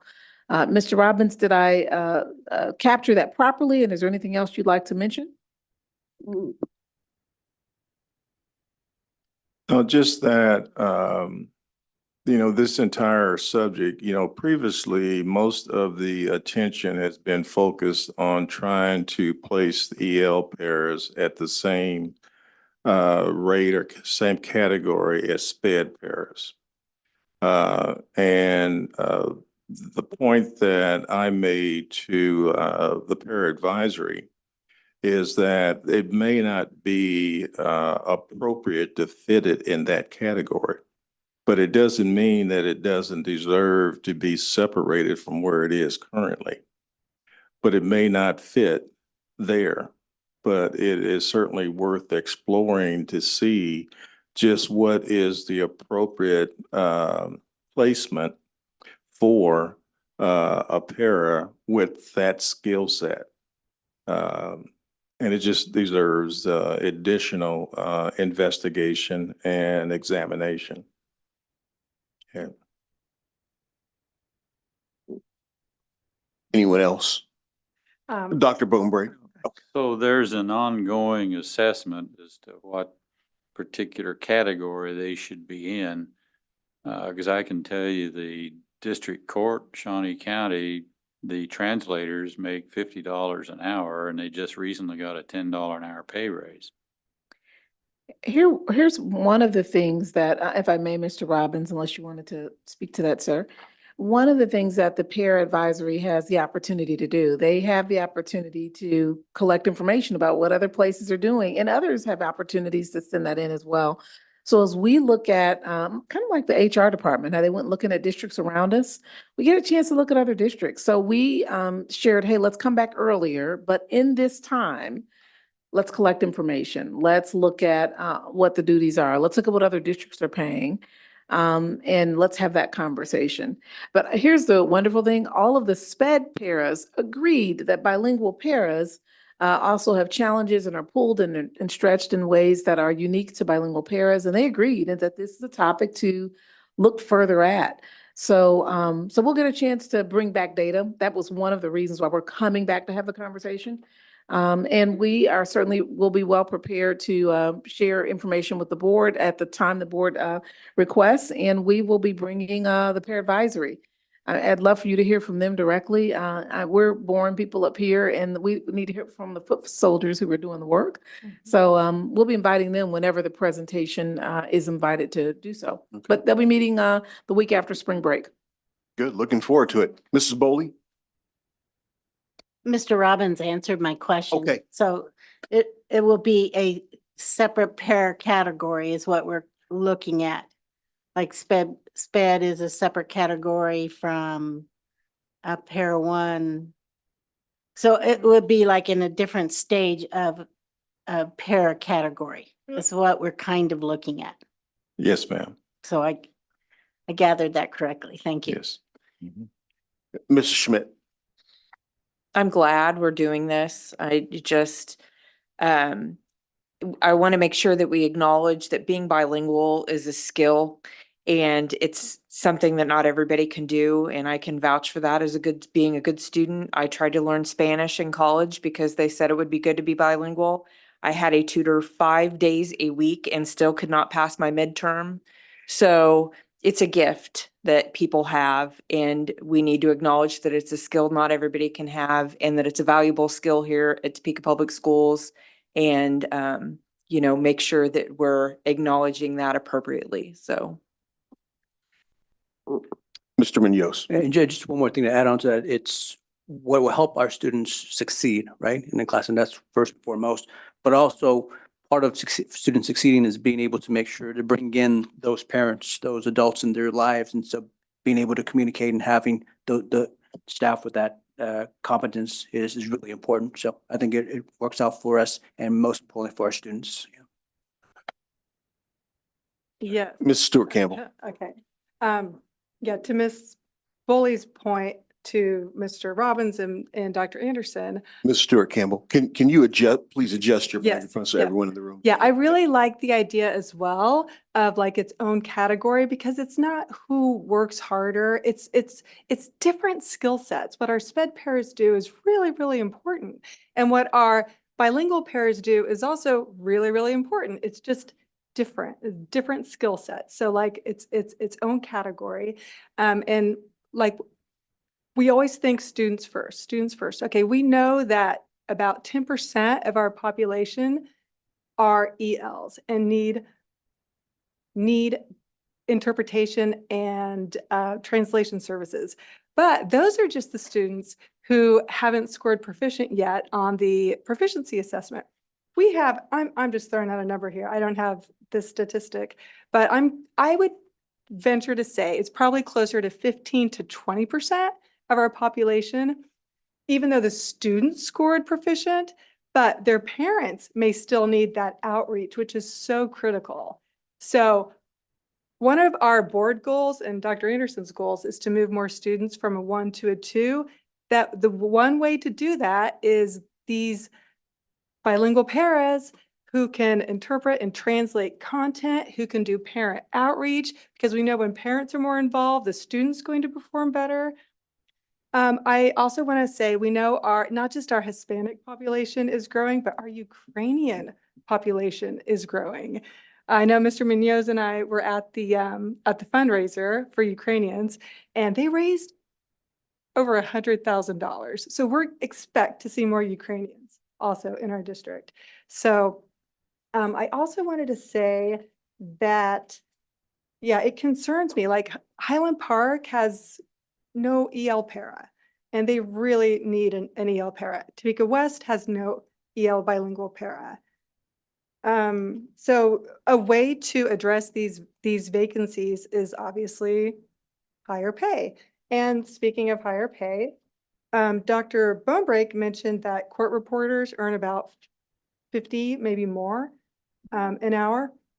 So I reached out to this woman I know who has children in our district, And I know that she goes around and does independent contracting. So I asked her what she knows. And she told me that, I wrote this down, that medical interpreters, I actually would think it would be more. Maybe Dr. Schumacher and Dr. Bonebrake would know.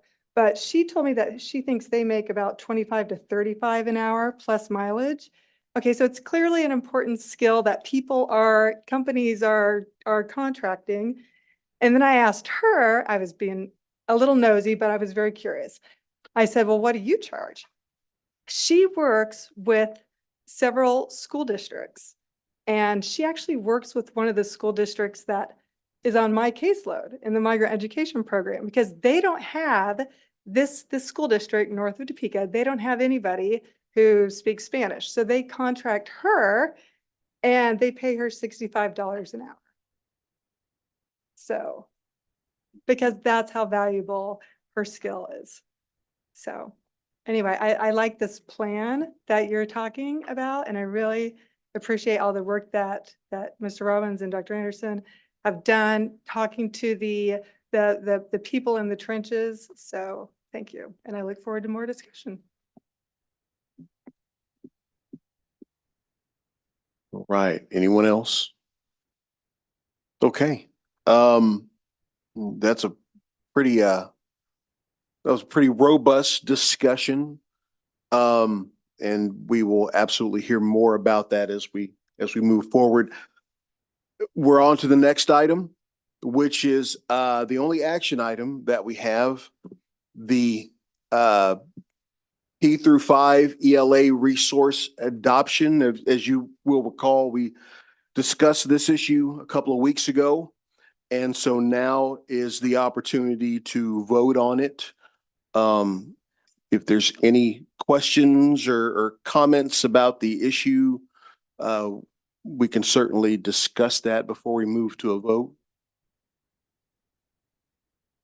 Hopefully everybody remembers what that was. That's right. Yeah. The items are still back there on the table. Okay, well, if there's no other questions or comments about the item, the action item, then we will move forward with the vote. I move to adopt and purchase the materials as presented. Okay, do we have a second for that motion? Mrs. Bowley, seconds. Any further discussion? Okay. Thank you, Ms. Lister.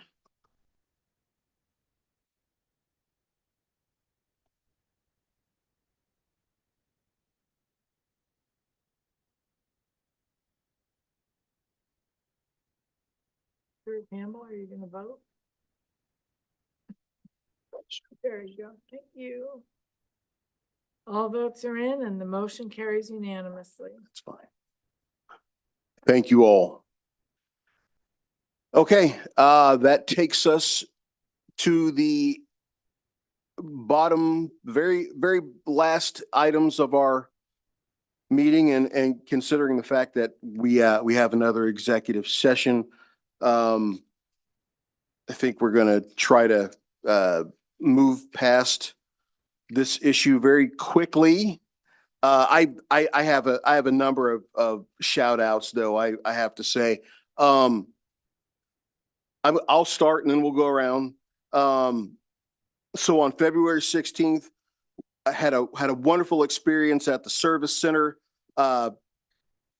Seitz was the person that kind of showed me around and helped me understand what a lot of the work that's done, the infrastructure, the things that they're done by the custodians and the other, the carpenters and the plumbers and electricians, all the groundskeepers, all that takes place or radiates out from the service center. And I had a fantastic experience with him doing that. On February 19th,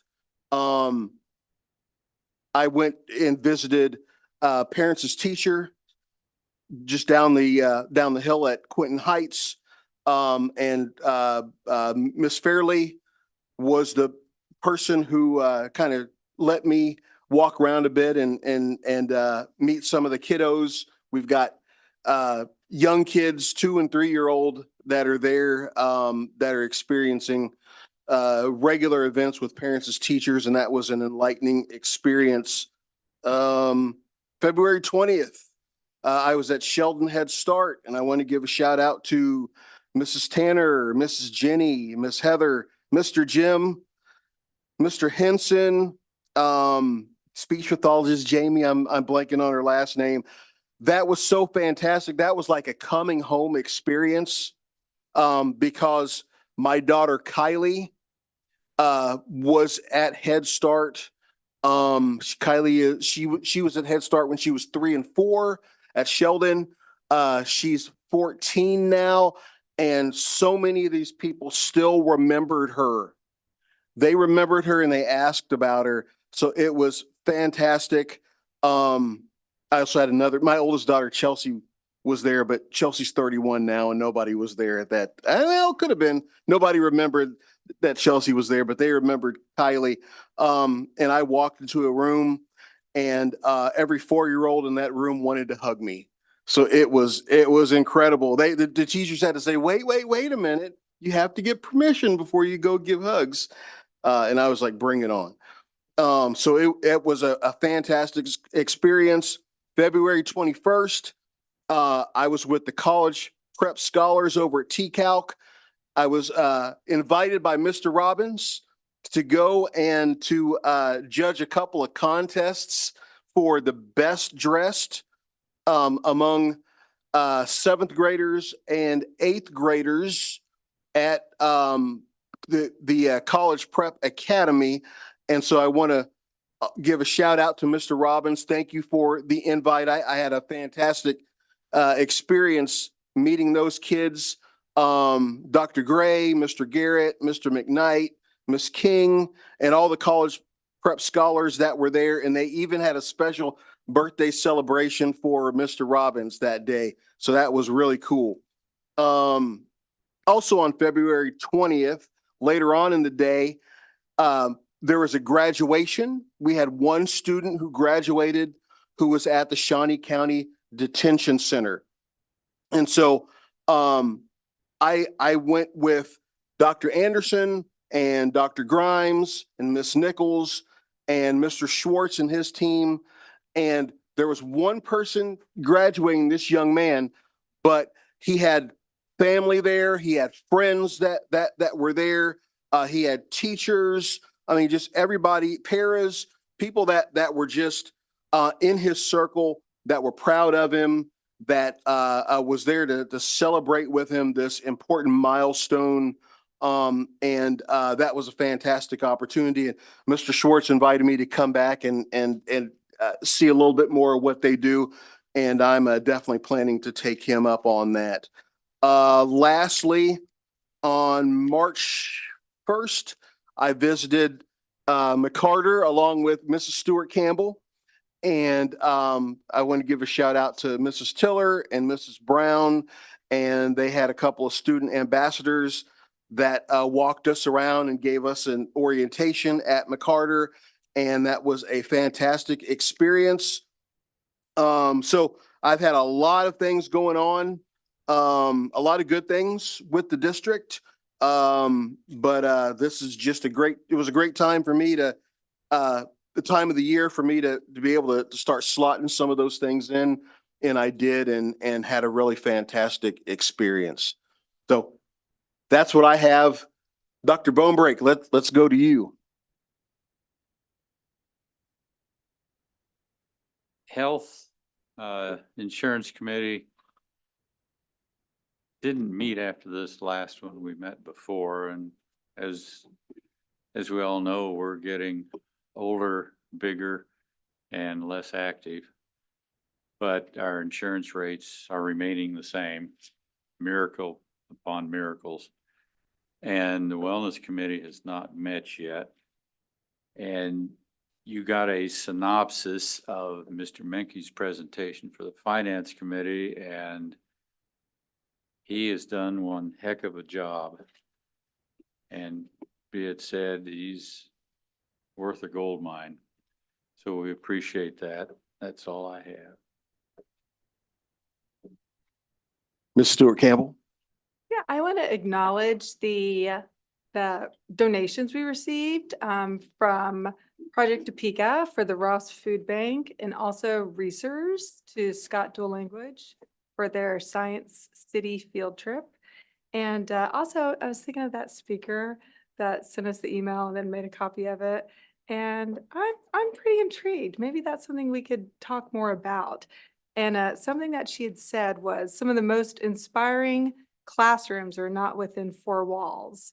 So I wrote that down. She didn't say it tonight, but anyway, just the outdoor environmental education program sounds really, really valuable. And maybe it's worth bringing back. So, and happy spring break. So Yeah. I know I'll Happy see you. spring break indeed. Yeah. Yeah. Thank you. Mrs. Bowley?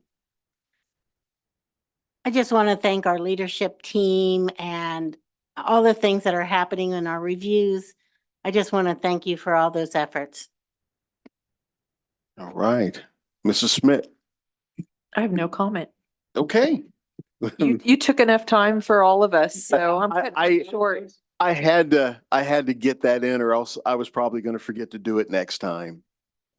Mr. Munoz? Couple of events I've been to. First off, I want to thank Topeka High School, who hosted Scott Dual Language and their robotics event. It's always great to be able to introduce young students to robotics and coding and all the sort of stuff that goes along with it. Get them to imagine themselves in something that maybe they hadn't thought of before. And so there was a lot of innovative ways. So just thank you to the staff who were thinking outside the box and ways to introduce these concepts to students in hopes that that will begin to lay a foundation for what their future might look like. So I went to, there's a STEAM night at Chase, engaging our middle school students, and again, same thing on STEAM, on their future and different ways to think about what's involved with that. I was able to sort of at the last minute attend a KASB presentation on the retention survey. Obviously, really important to make sure that we understand what's going on in our schools, in our buildings. Thankful to be able to go along with representatives from the administration, as well as our KNEA representative. Doctor, thank you very much. It's great to meet you. And I think that's it. That's all. There's a lot I think we can glean from that survey, put together with some other information, data that we have to be able to build on that learning. Other than that, I think my kids are looking forward to spring break, and hopefully all of our staff and teachers get a well-deserved week off. That's all. Right. Dr. Schumacher? We had technology committee maybe like 2 weeks ago. It was a while back, but since our last board meeting, and we talked about kind of our different usual suspects around digital equity, synergy, and as we're continuing to learn about synergy, but also like looking forward at some of the things Dr. Kip touched on, the analytics and some of the things that we'll be able to do with synergy as we continue to roll out. But we also discussed, and I may be speaking out of turn about the interactive displays, that they're essentially all rolled out. Like we'll call it phase one, because I don't know what phase two is, but I think in every classroom. All the replacements are out. Okay, all the replacements are out. I'll just say that quieter. All the replacements are out, but it's all rolled out. And then to Dr. Bonebreak's point, when our young people were here, we did approve quite a bit of money for more purchases of musical instruments tonight, which is very exciting. That shows growth in our music programs. And I think we saw the energy around our theater programs. And I just appreciate all the public comments, because I think we all feel like as board members, we do better when we're listening and when people are listening. So I appreciate people taking the time to come out tonight. That's it. All right, thank you. Okay, So at this point, I'm looking for a motion for executive session. Yes, so I move the USD 501 Board of Education recess into executive session for 20 minutes to discuss confidential personnel matters to protect the privacy of the individual employees to be discussed pursuant to the personnel exception of the Kansas Open Meetings Act. The board will return to open session in the boardroom at 8:51 PM. Superintendent and executive staff are invited into executive session. All right, so that's the motion. Do we have a second? Dr. Bonebrick? Yes, we do. We will have to That's come the back to law, adjourn. Dr. Yep, Bombrick. yep. Do we have a second for the motion? Okay, Dr. Bonebrick makes the second. Any further discussion? Okay, we'll move to a vote.